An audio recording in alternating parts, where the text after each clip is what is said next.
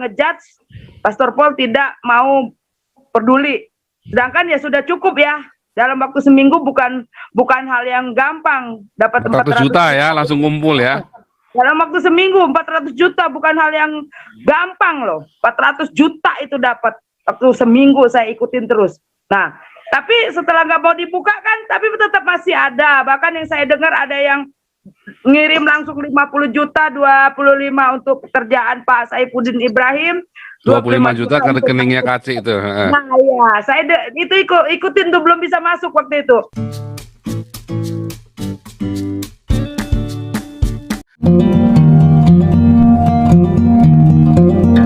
Oke, Pak Paul Dere lagi, silakan Pak Paul Dere. Thank you, Bos. Iya. Ini lagi rame nih masalah MKC. Tapi saya pikir-pikir juga kita udah diblok benar-benar ya suara kita ini. Jadi dari pemerintah sendiri juga. Sebenarnya pemerintah juga cukup bagus. Maksudnya pentolan-pentolan teroris saya udah ditangkap ya kan. Itu juga kita harus hargai loh. Mereka juga bekerja. Cuman mungkin mereka punya konsep tersendiri gitu untuk menangani masalah-masalah seperti ini. Presiden juga pasti punya strategi lain, karena kan kita sudah teriak jangan mengorbankan 250 juta rakyat ya kan untuk sekelompok orang. Ya mudah-mudahan pemerintah dengar ini. Kalau sampai terjadi apa-apa kan pasti eranya Jokowi yang bertanggung jawab dan dicatat di dalam sejarah bahwa di bawah kepemimpinan lah ya kan di bawah kepemimpinannya lah Indonesia itu chaos umpamanya kan. Jadi harus ini sekarang TNI, Polri dari sekarang udah mulai mesti tegas gitu loh. Jangan deh. Udah ada perintah dari atas bahwa kadrun harus diprotek, ustadz harus diprotek walaupun dapat mengganggu ya kan, itu nggak bisa begitu. Benar-benar TNI Polri netral, artinya berdiri berdasarkan konstitusi. Udah, kalau masih ngaco kiri kanan, wah kita nggak bisa jamin tuh Indonesia akan berjalan dengan bagus. Itu aja Pak. Terima kasih Pak. Iya, betul Pak. Lanjut dulu nih Cismart dulu. Cismart silakan. Salam Pak Paul. Shalom. Kedengaran suaranya? Ya, merdu. Bagus ya. Makasih Pak. Ya, salam saudara-saudaraku. Salam Indonesia. Salam rakyat jelata, sebangsa dan setanah air. Ya, Republik Indonesia ini harga mati ya Pak ya. Merdeka. Terima kasih Pak Paul untuk waktu dan kesempatan yang diberikan kepada saya. Begini Pak Paul, apa yang terjadi di Indonesia ini sekarang dari zaman dulu, khususnya pas runtuhnya Orde Baru ya, zaman reformasi, intoleransi dan rasa kebangsaan ini sepertinya secara terstruktur, sistematis dan masif sampai detik ini memang mau dihancur leburkan Pak, supaya goal sekelompok orang yang mau mengambil alih negeri ini dengan mengubah paham negara Indonesia ini menjadi negara yang berdiri atas nama agama seperti khilafah. Memang ini sangat berat ya Pak ya. Memang udah waktunya lah kita memang memberikan perlawanan secara moral, diplomasi, dan mungkin diperlukan juga kali sedikit frontal ya Pak ya. Tapi dengan catatan tanpa kekerasan dan pelanggaran hukum, tanpa kekerasan fisik.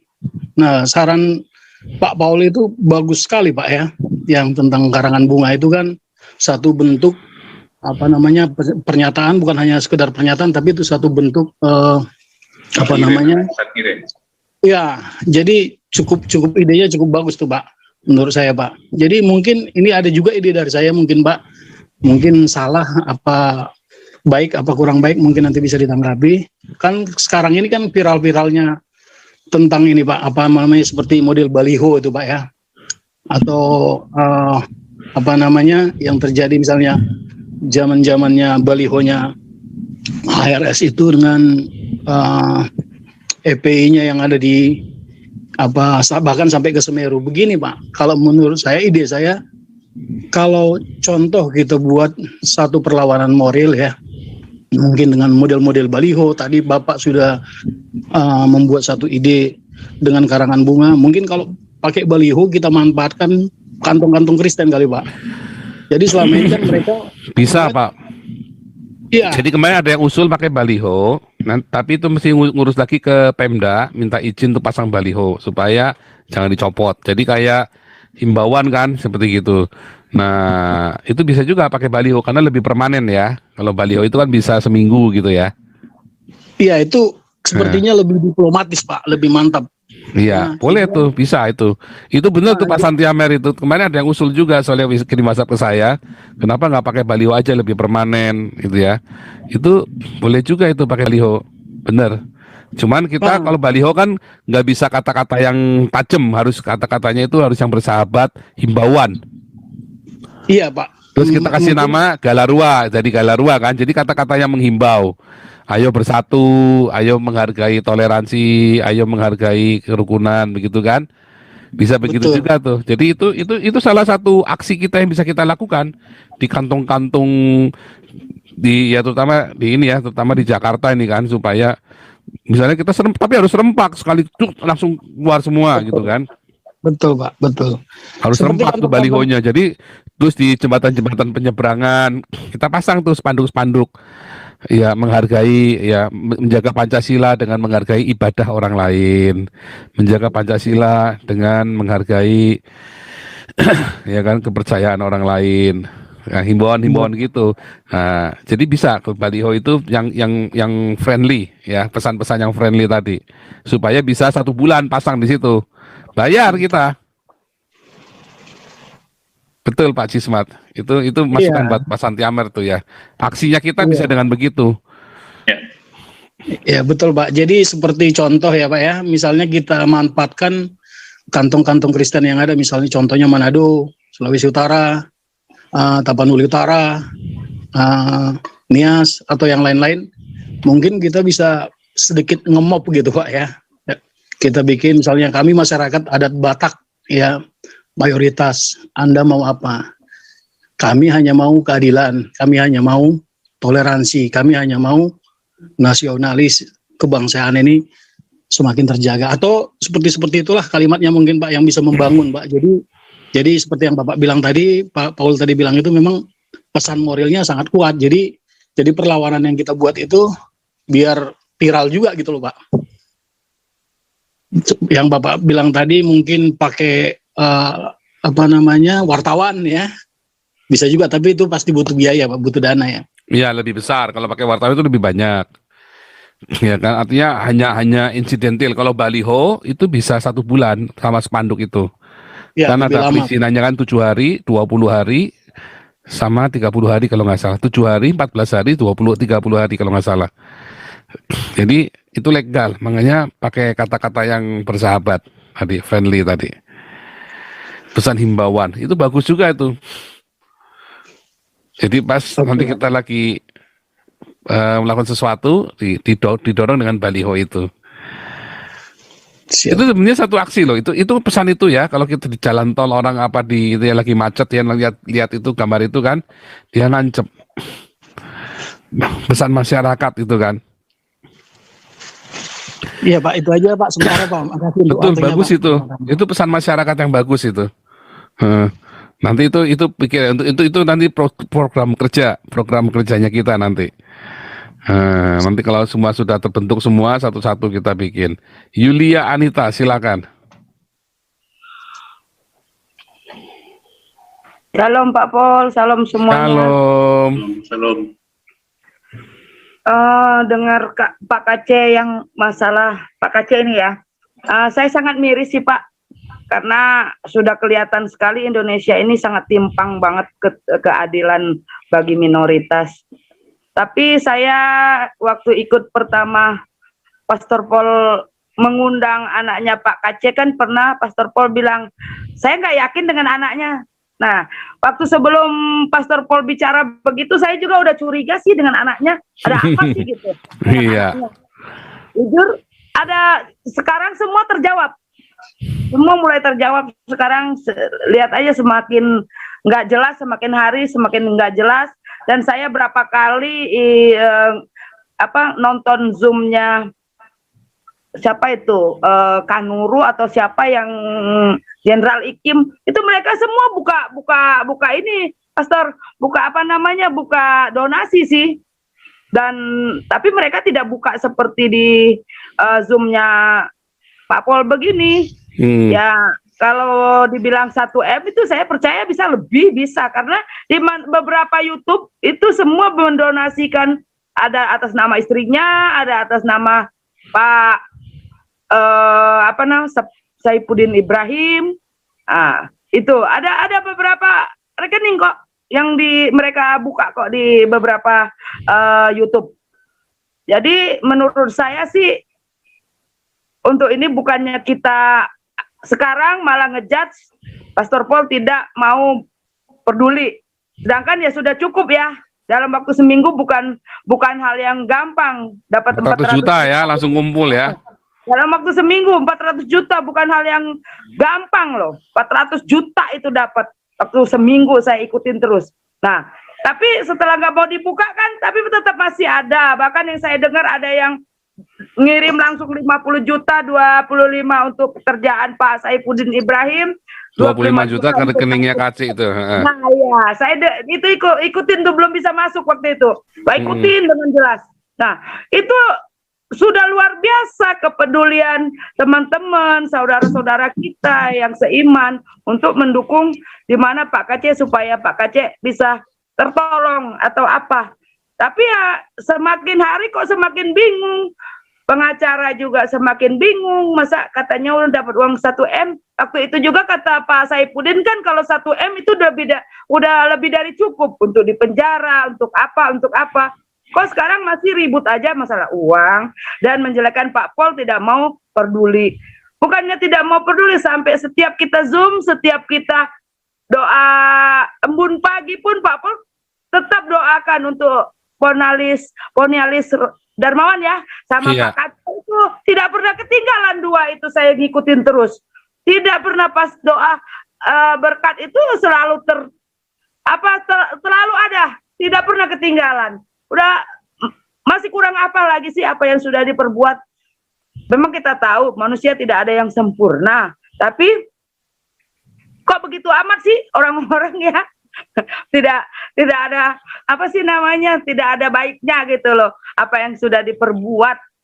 Saya kadang-kadang juga miris kayak seperti PGI dengan pendeta-pendeta ataupun anggota-anggota dewan yang ada di Indonesia. Mereka semua kan cari zona aman dan tidak mau terusik. Ya udahlah, yang penting saya punya hidup, sudah enak, sudah apa. Kadang-kadang mereka tutup mata tutup telinga Pak Pol. Sulit untuk berempati gitu, susah. Kalau sudah mulai enak hidupnya, sangat sulit mereka di sini di Indonesia ini. Mungkin kalau saya kan belum pernah keluar negeri, mungkin beda banget ya Pak ya. Kalau di sana, sini banget. Susah banget untuk empati. Iya, kalau di sini misalnya, ya mungkin karena saya tinggalnya kan di kota kecil ya. Saya nggak tahu kalau Pak Pras ini kan tinggal di kota besar. Kayak saya, Pak HW tinggal di kota kecil. Kita peduli banget ya kita satu sama lain kalau di sini. Misalnya kayak kemarin ada orang baru pindahan rumah, dibantu loh semua loh, sampai dia bantuin masang papan itu kan lantainya kan pakai papan semua kalau di sini kan biar anget kan, dibantuin masangnya nggak bayar loh. Saya juga ikutan bantuin juga, ngamplas tembok apa segala macam, guyup gitu loh. Iya. Jadi tidak seperti yang diomongin di Indonesia, orang Barat nggak peduli, egois, enggak loh. Mereka tuh take care, tapi masalah privasi jangan pernah nanya, kamu homo ya? Wah ngamuk, wah urusan polisi tuh. Misalnya begitu. Jadi jangan tanya misalnya nih, kenapa kamu kemarin selingkuh sama itu? Wah nggak boleh tuh. Jadi nggak boleh tanya privasi di sini. Yang private begitu. Cuman kalau masalah guyup di sini sangat guyup, take care bener mereka. Ya kan? Waktu saya pertama kali masuk Eropa, ya masuk Jerman, masuk Belanda, yang bantu bule-bule ini, ya mereka benar-benar bantu saya. Anak saya aja bisa sekolah disponsori sama mereka, padahal baru kenal loh. Baru kenal seminggu apa 2 minggu itu ya, disponsorin loh. Makanya bisa sekolah. Waktu itu kita masih belum jelas administrasinya. Bisa langsung sekolah. Padahal siapa orang Indonesia aja nggak ada yang berani nyponsorin saya waktu itu, ya kan? Tetapi ini orang-orang bule-bule ini langsung dia tanda tangan, dia pergi ke saat organisasinya di sini kan, dia tanda tangan, sponsorin semua. Anak saya sekolah semua langsung, satu yang pertama kuliah, yang kedua sekolah langsung. Jadi mereka benar-benar guyup gitu ya. Itu kita respect dengan masalah guyup itu. Nah, kalau masalah kejujuran sini memang apa-apa kudu terbuka. Ya kalau bayar pajak aja. Kalau bayar pajak itu benar-benar di sini tuh mereka tuh kalau bayar pajak karena pemasukan pajaknya jelas, pengeluarannya juga buat kita sendiri. Kita menikmati, ya kan, dan buat menolong orang-orang yang tidak beruntung, kayak misalnya orang-orang yang misalnya nih, misalnya dia tiba-tiba divorce, terus ditinggal suaminya, mau kemana, anaknya supaya tetap makan bagaimana? Itu nanti ada outgoing dari pemerintah. Dibayari sama pemerintah selama beberapa bulan atau beberapa tahun sampai dia bisa independen.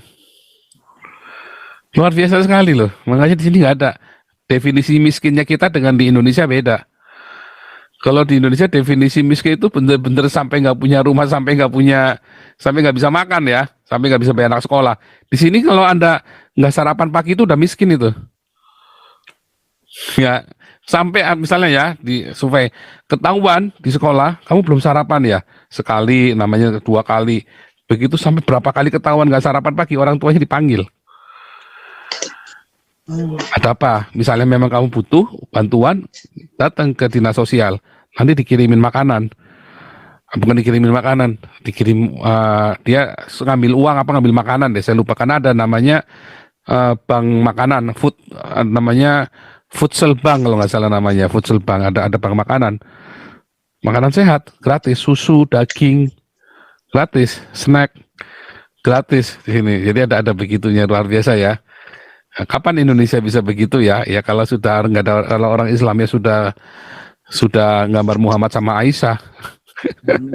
Kalau orang Islamnya sudah nggak percaya Allah SWT sama Muhammad, baru nanti bisa ada begitu. Selama orang Islamnya kekeh sama Allah SWT sama Muhammad, nggak akan bisa begitu. Gitu ya. Nih.